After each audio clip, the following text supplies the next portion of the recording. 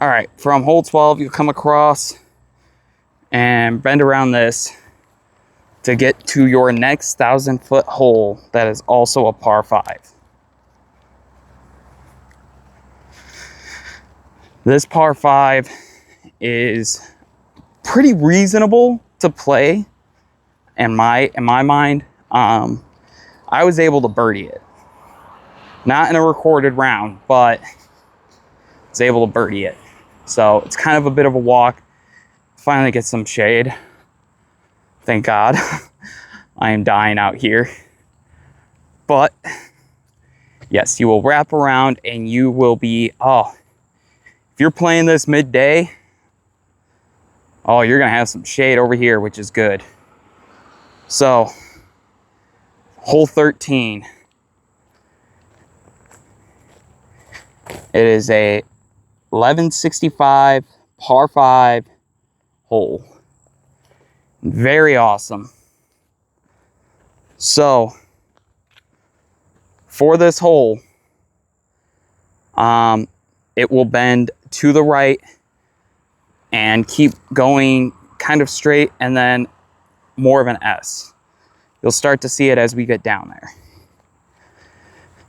My play here was a cyclone, and the cyclone worked out very well.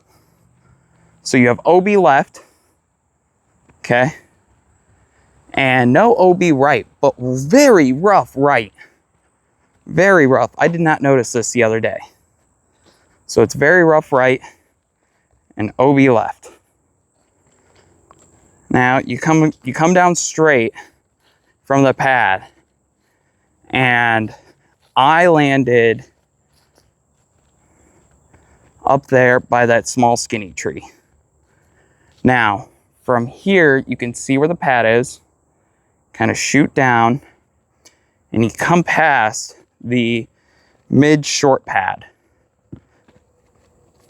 Now for these mid short pads, you'll have a very clear opening to be able to get up and out.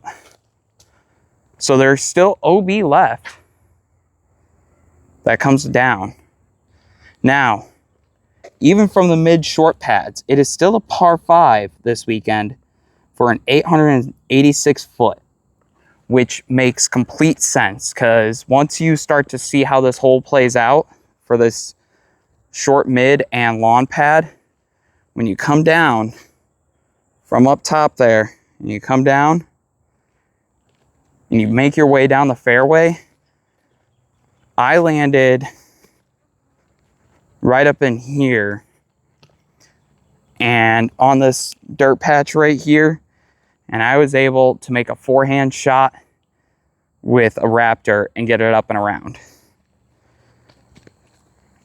Now, I may be speaking foreign to some of you players who have been Innova and Discmania and Dynamic for years, but Raptor's a great disc.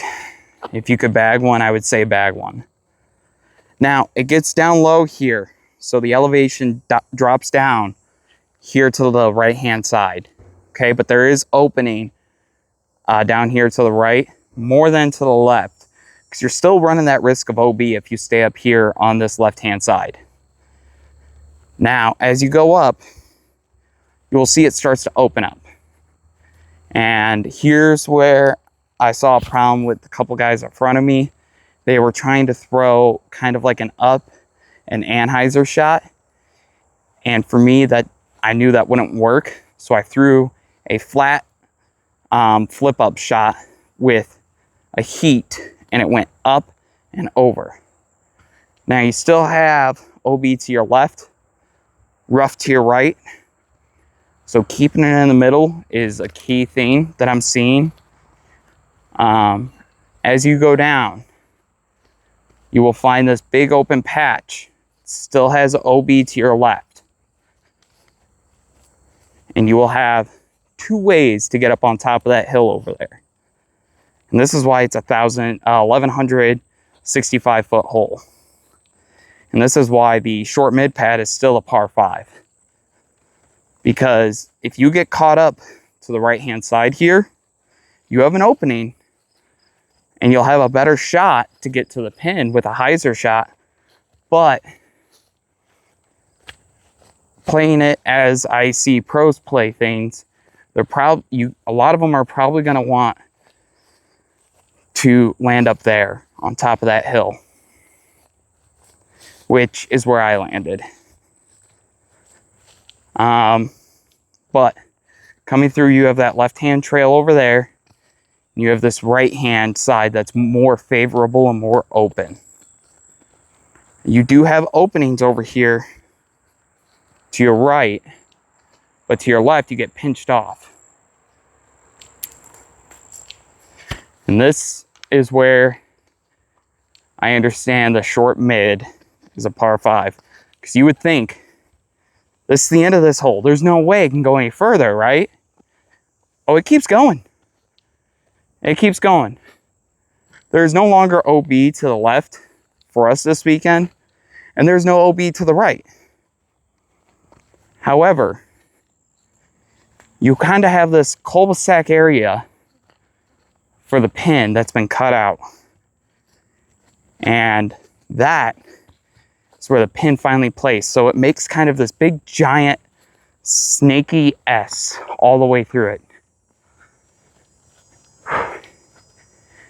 And being able to get up into this gap is very easy from back over there on that hill top. Just a nice hyzer throw down this stretch into the pin. And I landed right over here, and I was able to get a birdie. Very few birdies I've ever been able to get on a par 5. Well, that was hole 13, I think. Yeah, and on to 14.